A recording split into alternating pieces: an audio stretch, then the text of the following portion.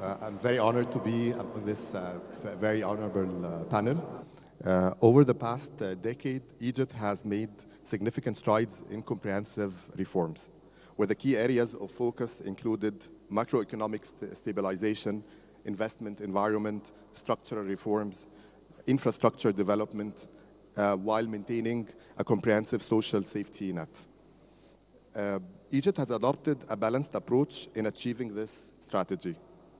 On one hand, it has focused on private sector-led growth, but on the other hand also, it has not ignored the role of infrastructure, and therefore there have been significant investments in infrastructure projects which were in many cases financed by the public sector, but in other cases also co-led with the private sector.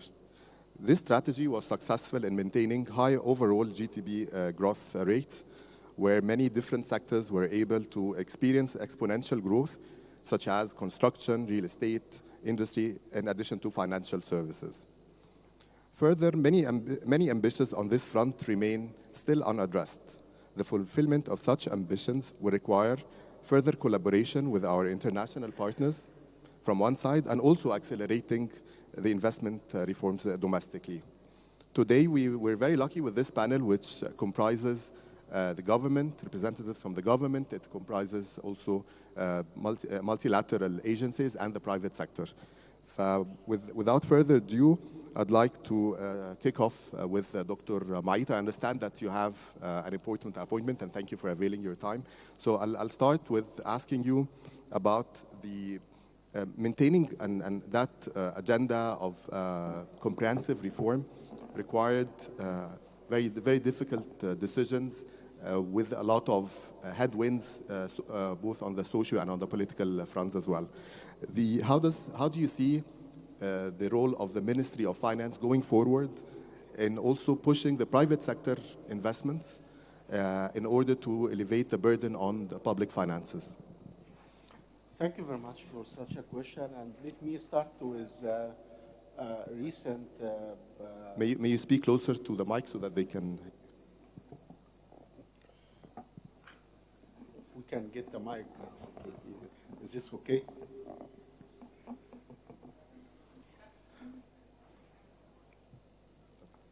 I think we will bring the mic. But let me start by saying that I believe after the 6th of March this year, with all the economic measures we have taken, in particular the implementation of the flexible exchange rate and the agreement with the IMF, and what actions the Central Bank of Egypt has taken, I think started to give a better environment. We have seen our net foreign reserve is increasing. We've seen inflation started to decline. I believe our unemployment is below 7%. We're still able to make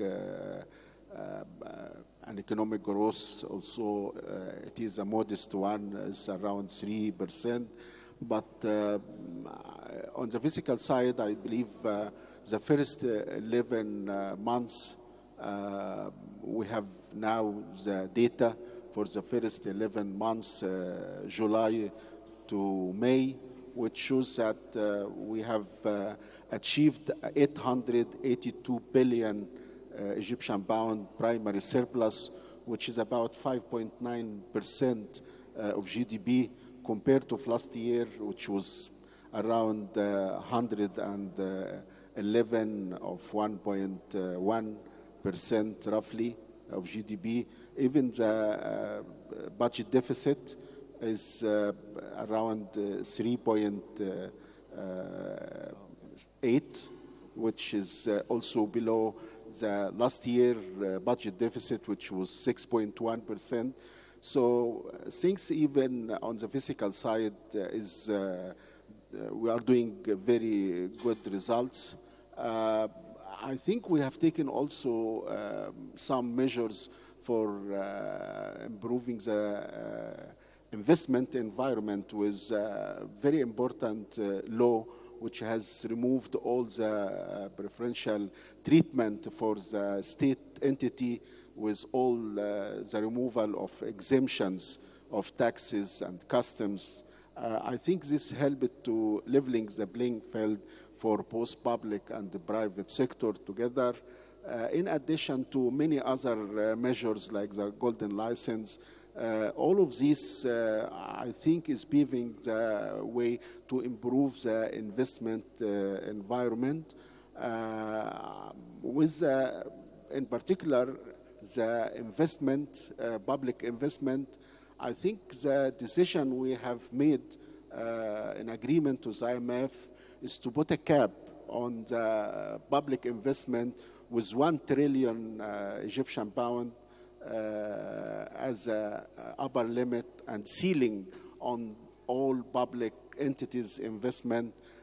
This will, in real terms, I believe it's might be 50% what we have used to invest, public investment, and this will give a better opportunity for the private sector to increase their share in the public investment. We are looking to see the the private investment to go to 65% and the government to be 35%.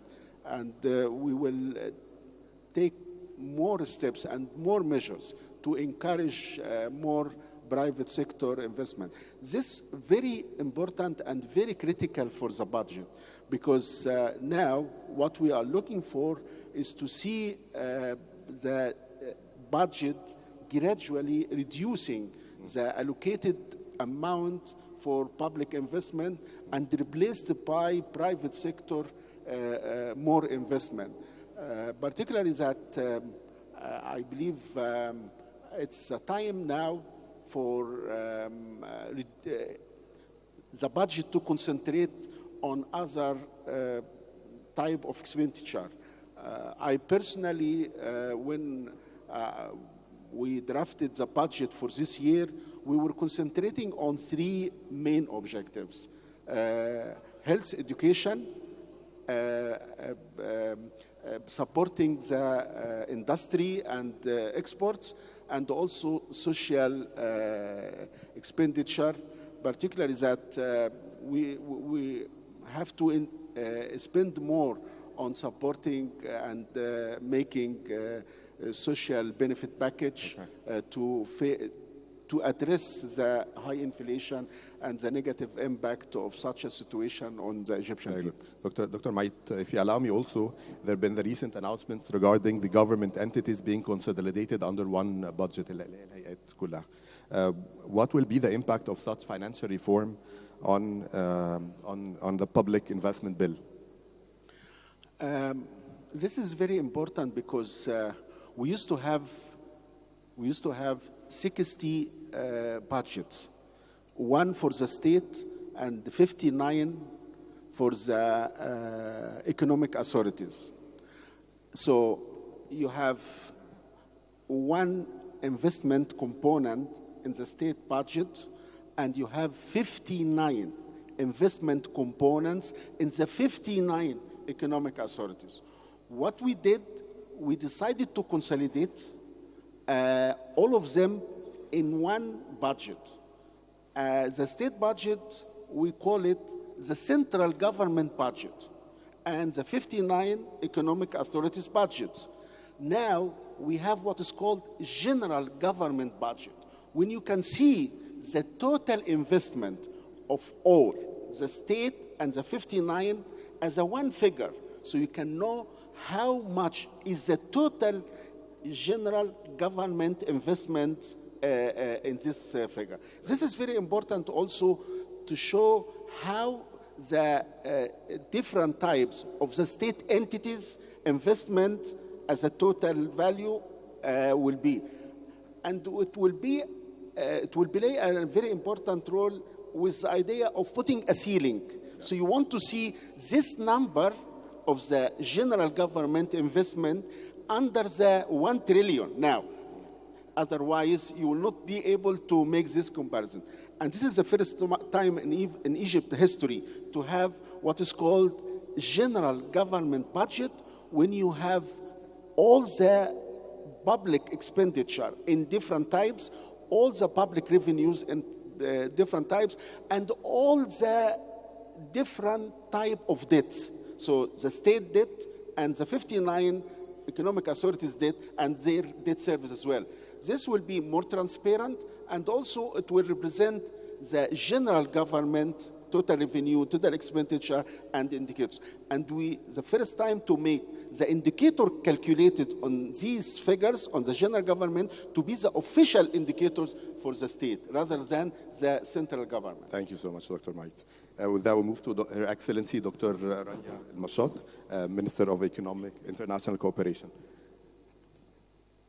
Dr. Rania, successful fulfillment of Egypt's reform agenda requires a huge participation from multilateral institutions, not just for funding, but also for the technical assistance and the developmental benefits that are associated with such investments. Egypt has been noticeably active on that front, thanks also to you, particularly to your efforts, and also successful in closing key funding deals over the past years.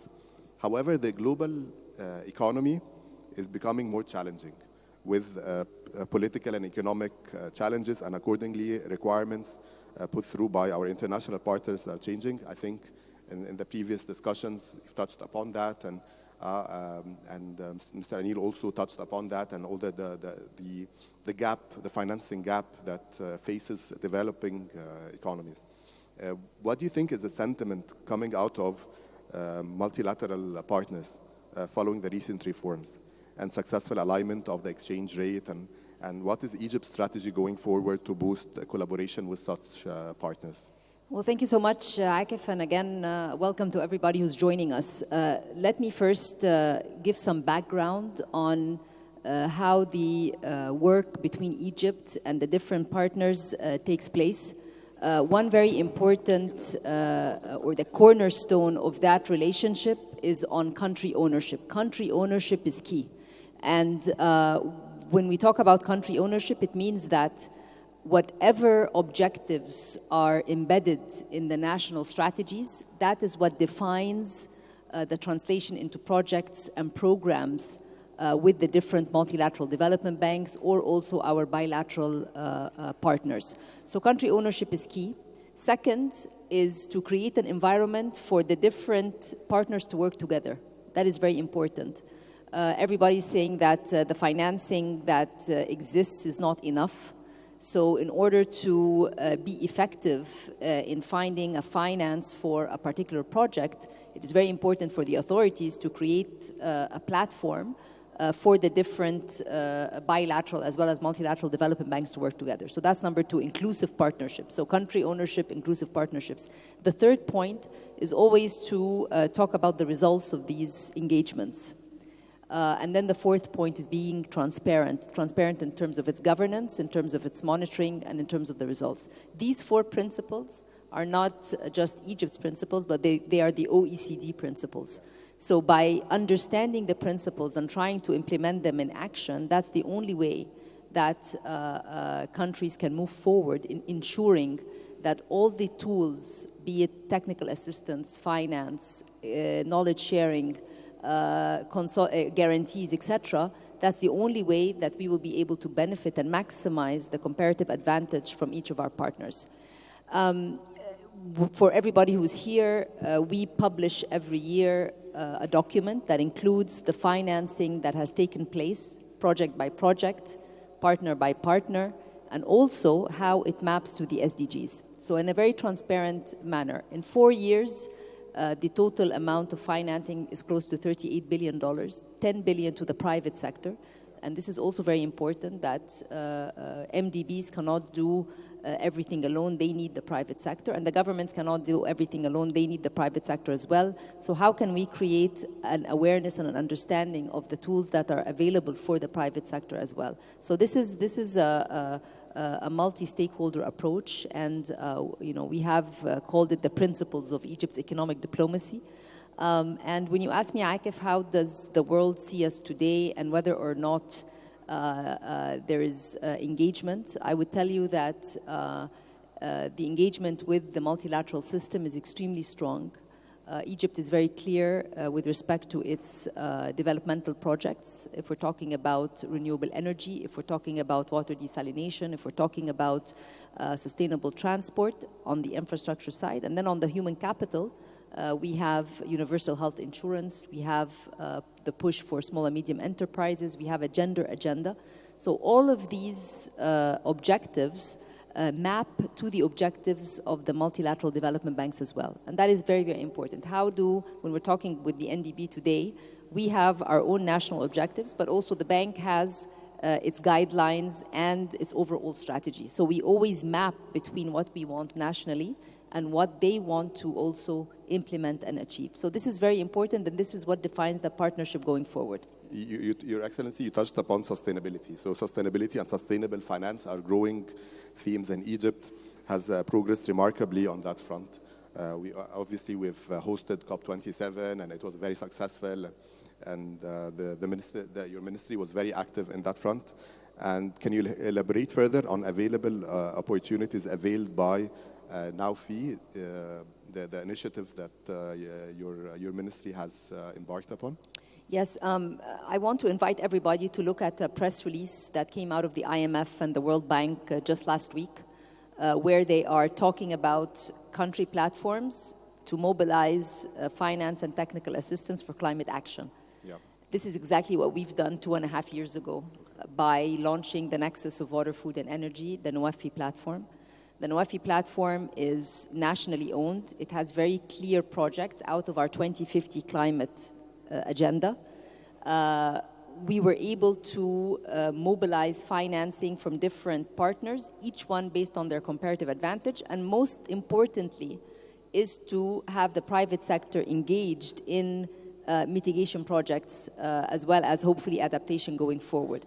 So this platform is an example of how you can create meaningful partnerships that push climate action. Everybody knows that the pledges have been made, commitments have been made from MDBs, but they have not gone to where they should.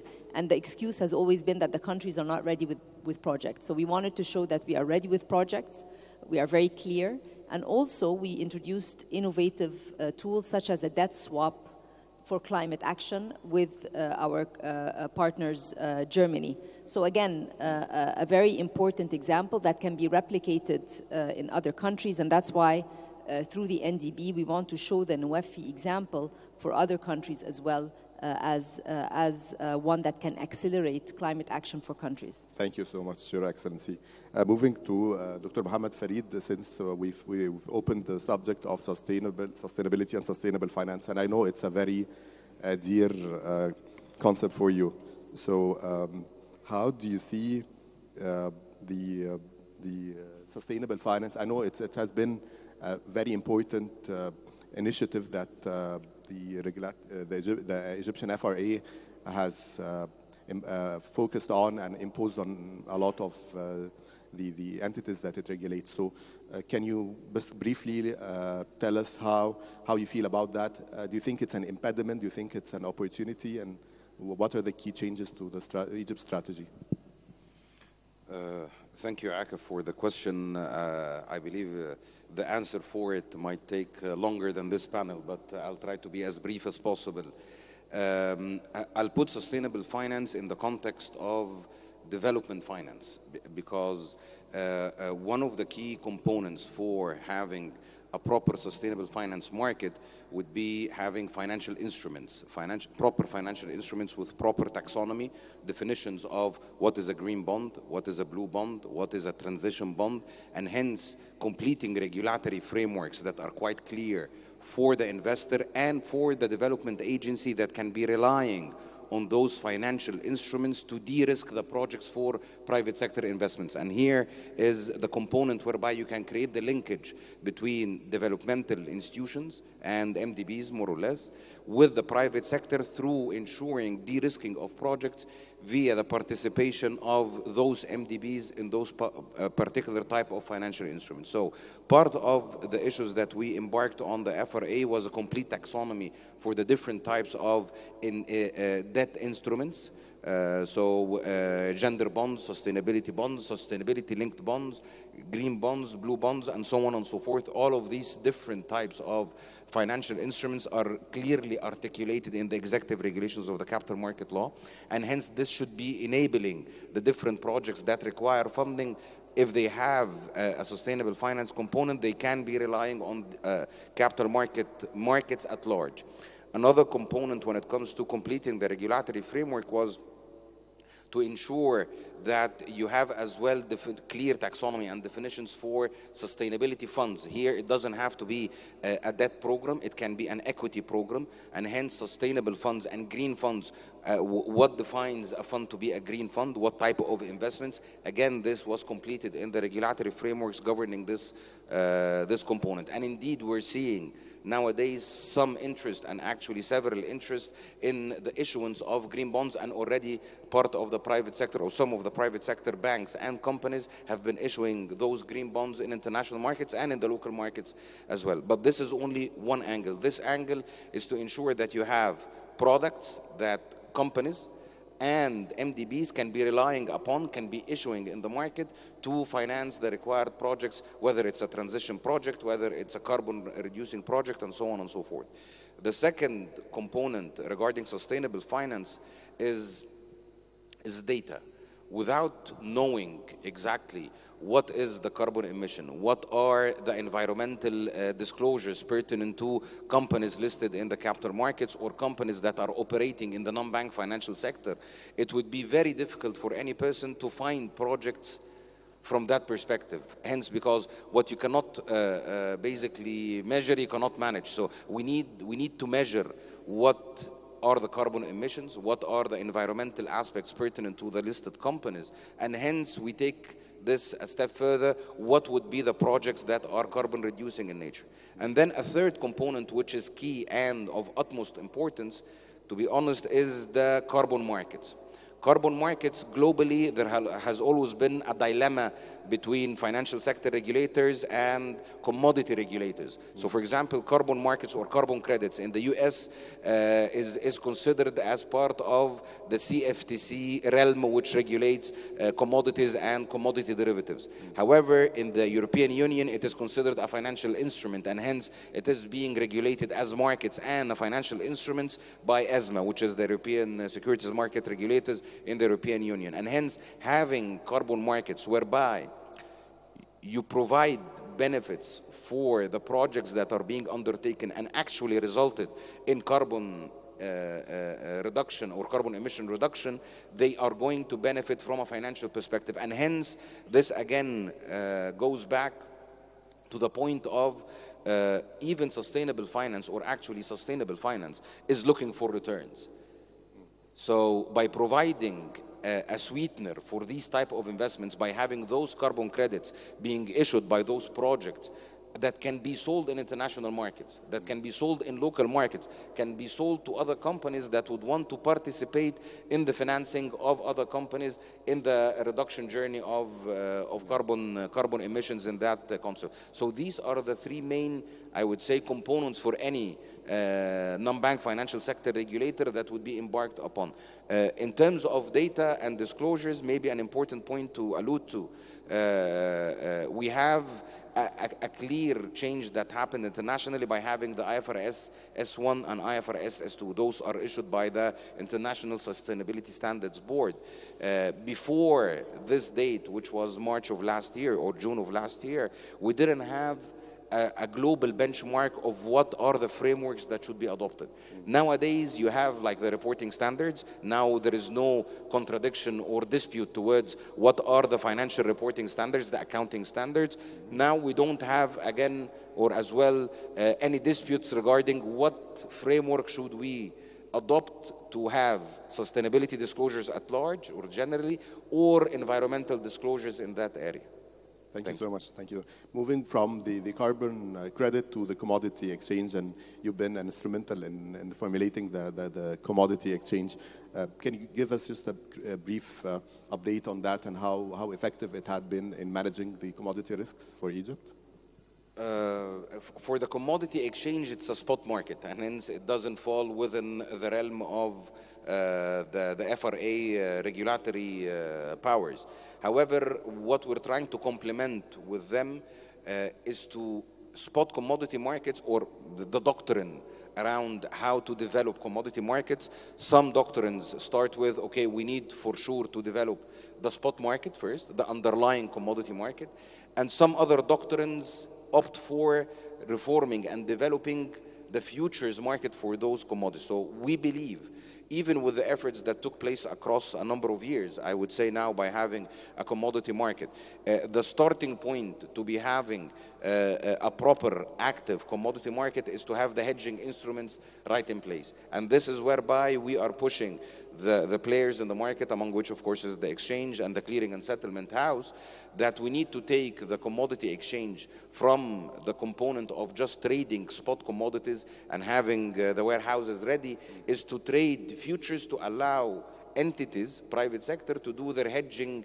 possibilities and to basically not to be exposed to extreme volatility in the commodity prices. So we should expect that to happen in the future after the physical market is I wouldn't say that we're going to wait for after. Okay. We're going to do it and to see how would be the mechanisms of gathering spot prices to act as a reference for future markets and future prices. Thank you, Dr. Farid. Thank you. Moving to Dr. Hossam Heiba, the chairman of GAFI.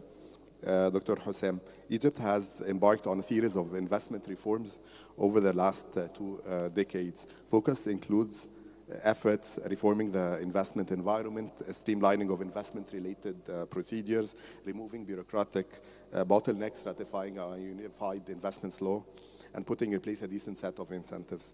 In your view, has this been enough in stimulating the environment, the investment environment, up to the targeted ambitions and arrive at a required balance between local and foreign investments? Well, definitely the answer is it's not enough yet. What we've been embarking on since maybe 18 to 12 months, 24 months, is reforming a lot of the ecosystem for investments. That includes jurisdictions, that includes procedures, and paving the way for developing a comprehensive strategy to promote investments in Egypt. And the efforts that has been done so far is paving the way for these objectives. What we have done so far is that we have we're working on easing and shortening the investor journey to have access to the market by digitization, by reducing procedures, and by providing several incentives. And here we have maybe His Excellency, the Minister of Finance, has highlighted this. There's a lot of incentive packages that has been developed. The idea behind these packages is that we're getting out of the way of the traditional way of setting incentives by putting one package good for all investments on all activities into tailor-made incentive packages for specific activities. And by developing these packages, we discuss it with the private sector and at the same time achieve the goals for the government. Looking into what we are trying to promote is that we're trying to promote sustainable and responsible investments that really cause and result in impact investment. That, of course, very much related to development plans of Egypt. Okay, thank you so much.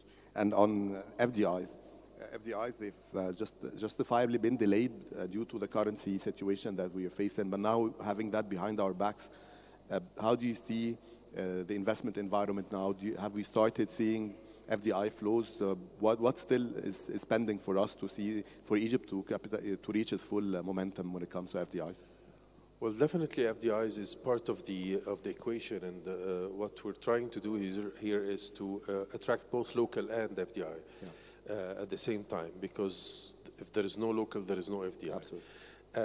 And this is what we're embarking on this year, given all the reforms that has been done previously. We're working on that. We have set certain sectors to target where we have competitive advantage in. And these sectors include green energy, include industry, and there is a target to double the contribution of industrial activities into the GDP of Egypt within the coming 3 to 5 years. We're focused on ICT, we're focused on agri business to secure food security, healthcare, tourism, and logistics.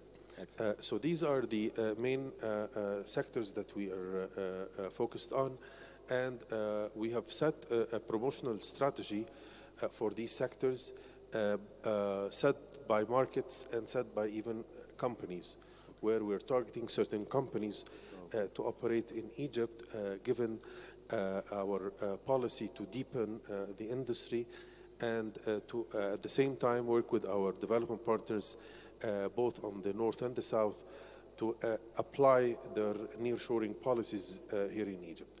So we're working on all fronts in this respect, and we're working diligently in our promotional activities in collaboration with the business community. This is a path that we have set, and we're continuing on, and we're deepening this relationship between GAFI and the business community at large in Egypt, and with the joint chambers between Egypt and the different countries that we're targeting. That's great, and thank you for assuring us that we're focused on the industries where we really have some comparative advantage, which is very important versus previously when we were looking at just import substitution on what we import, irrespective of are we competitive enough to produce that or not. So thank you for that. We're actually setting a motto of invest to export rather than to replace imports. Fantastic. Because by this you're automatically deepening the industry by scaling up the capacities and so on. Great. Thank you so much, Dr. Hossam. Moving to Mr. Anil Kishora, the Vice Chairman and Chief Risk Officer of New Development Bank. Egypt's admission to the New Development Bank established by the BRICS marks a shared spirit of collaboration with BRICS and other emerging markets. As Egypt focuses on achieving its growth agenda, the involvement of NDB becomes critical as a key partner.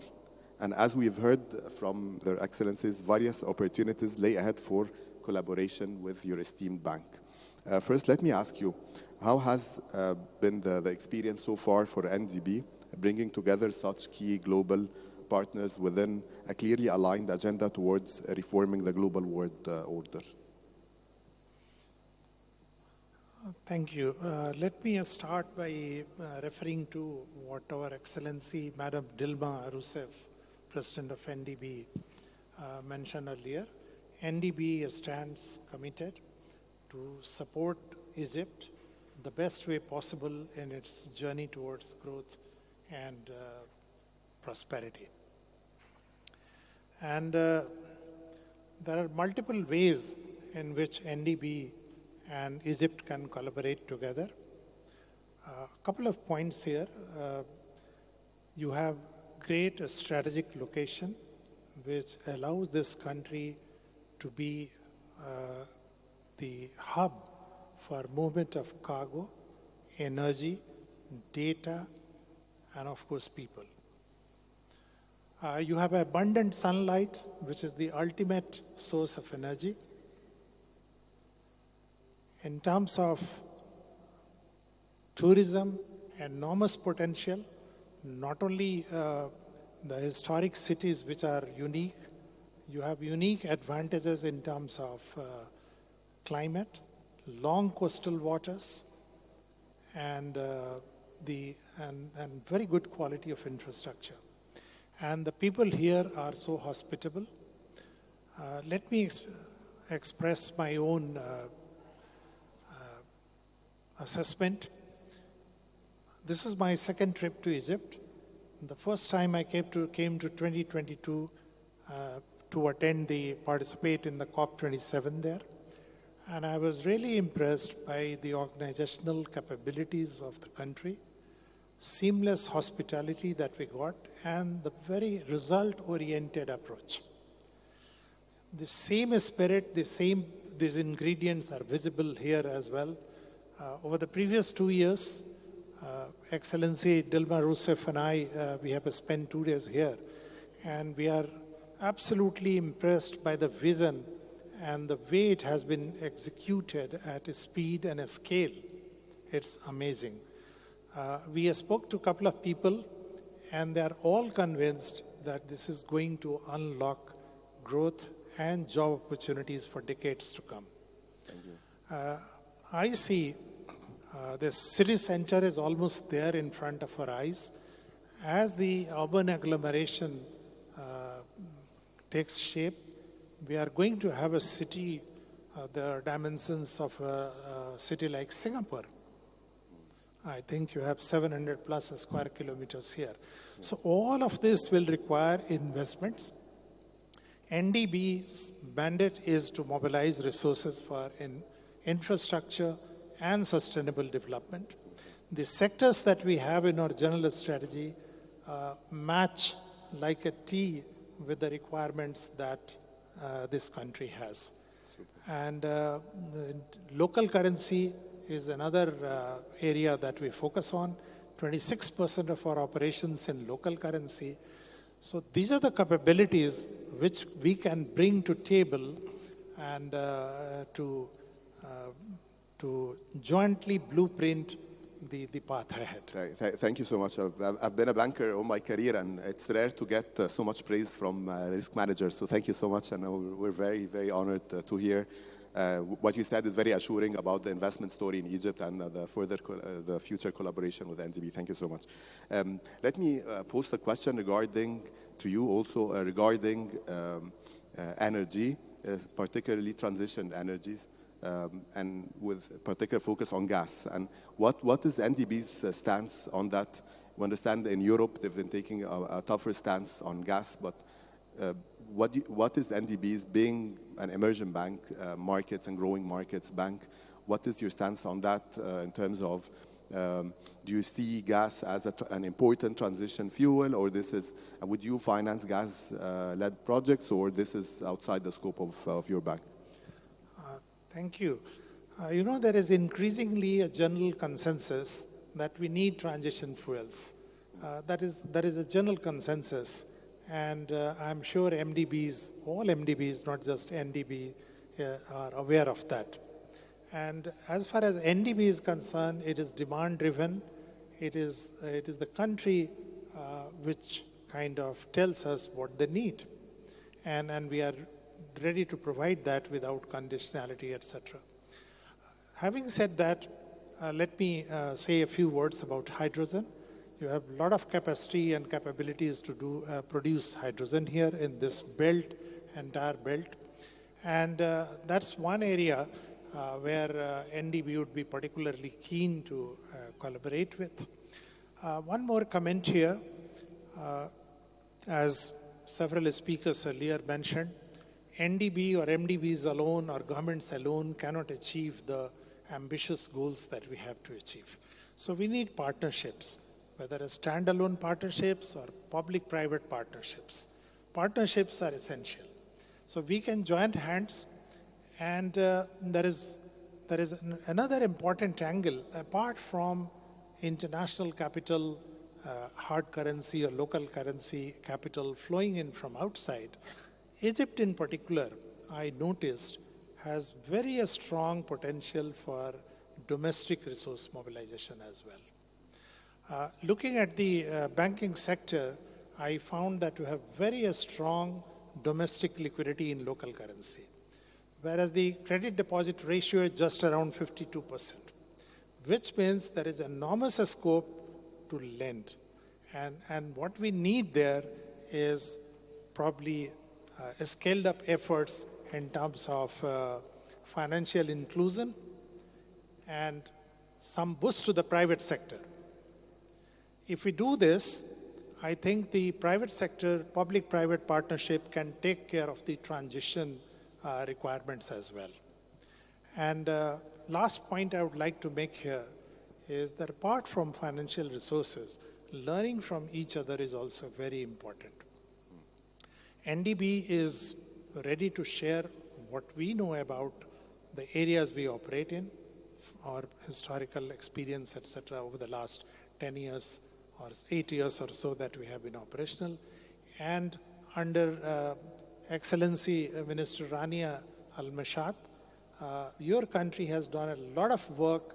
Yesterday I saw it, a lot of documentation around it in terms of international cooperation. So there are many templates from which we can also learn.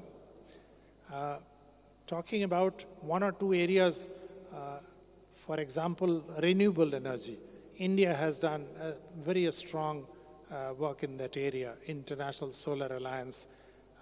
China, in terms of infrastructure, has done excellent work, which we can benefit from. Again, digital is one of our core areas where India's experience in financial inclusion and digital public infrastructure is something that can be of use to Egypt in orchestrating its transition path. Thank you so much, Anil. Now, talking on moving from energy, we will have to move to Pakinem, Mr. Pakinem GAFI, Taqa Arabia CEO. And Taqa has a successful story that has been a remarkable journey. And it seems the company has been able to capture emerging investment opportunities, not on the radar by competition or similar companies. So, Pakinem, can you let us know what are the key priorities for growth and investments for Taqa? Thank you, Akef. We have several pillars for investment and growth in Taqa. But the main two that we're moving in the past 5 years was, number one, growing our service and products and expanding them to our client base and new clients.